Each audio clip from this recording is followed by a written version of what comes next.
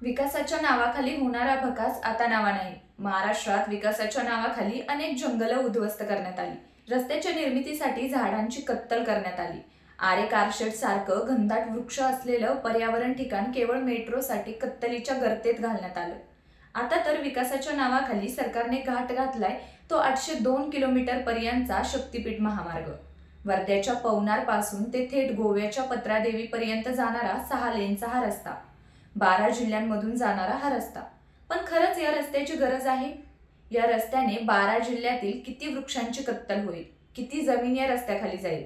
चला तर मग समजून घेऊया शक्तीपीठ महामार्गाने विकास येईल की विनाश। नमस्कार, मी पल्लवी स्वागत करते इब्लिसच्या या विशेष व्हिडिओमध्ये। 12 जिल्हे, 19 देवस्थान आणि 802 किलोमीटर पर्यंत लांबी असणारा भारतातील सर्वात मोठा लांबीचा महामार्ग महाराष्ट्रात बनतोय। वर्धा जिल्ह्यातील पवनार येथून सुरू होणारा हा महामार्ग महाराष्ट्र गोव्याच्या सीमेवरील पत्रादेवी येथे संपणार आहे।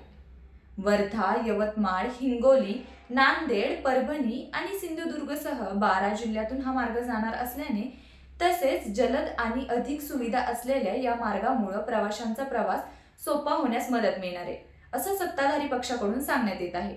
राज्यातील 3 शक्तिपीठांना जोडणारा हा महामार्ग असल्याने यांना शक्तीपीठ महामार्ग असं नाव देण्यात आलं आहे। शक्तीपीठ महामार्गाने कोल्हापूरची करवीर निवासिनी अंबाबाई, महाराष्ट्राची कुलस्वामिनी तुळजापूरची तुळजाभवानी, नांदेडमधील माहूरची रेणुका देवी ही 3 शक्तिपीठे जोडली जाणार आहेत। यासोबतच परळी वैजनाथ आणि औंढा नागनाथ या 2 ज्योतिर्लिंग तीर्थक्षेत्रांनाही हा शक्तीपीठ महामार्ग जोडला जाणार आहे। या महामार्गासाठी जवळपास 8400 हेक्टर जमीन संपादित केली जाणार आहे।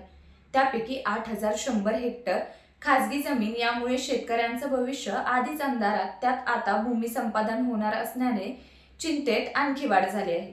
त्यांची परिस्थिती इकडे आड तिकडे विहीर अशी झाली असताना शेतकऱ्यांच्या मुळावर घातलेला हा घाव खरंच गरजेचा आहे?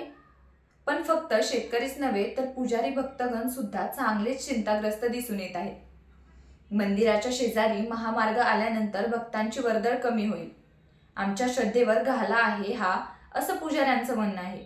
माहूर, तुळजापूर, कोल्हापूर, अंबाजोगाई, औंढा नागनाथ, परळी वैजनाथ, पंढरपूर, नरसोबाची वाडी या सर्व शक्तिपीठांना जोडणारा महामार्ग खऱ्या अर्थाने शक्ती निर्माण करणारा आहे।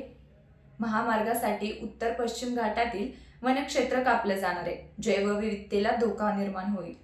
हत्ती, वाघ आणि दुर्मिळ वनस्पती यांच्या अस्तित्वावर प्रश्नचिन्ह निर्माण होणार आहे। एकदा ही जंगल नाहीशी झाली तर परत काही उभं राहणार नाही। जैवविविधतेचा समतोल कायमस्वरूपी बिघडेल, असं पर्यावरण प्रेमींचं म्हणणं आहे। राजकीय नेत्यांनी निवडणुकीत आश्वासनं दिली, पण निवडणूक संपताच जमिनी ताब्यात घेण्याचे आदेश सुरू झाले। आता प्रश्न एकच आहे, हा महामार्ग विकास घेऊन येणार की विनाश? याबद्दल तुम्हाला काय वाटतं? कमेंट करून नक्की सांगा आणि पाहत राहा इब्लिस।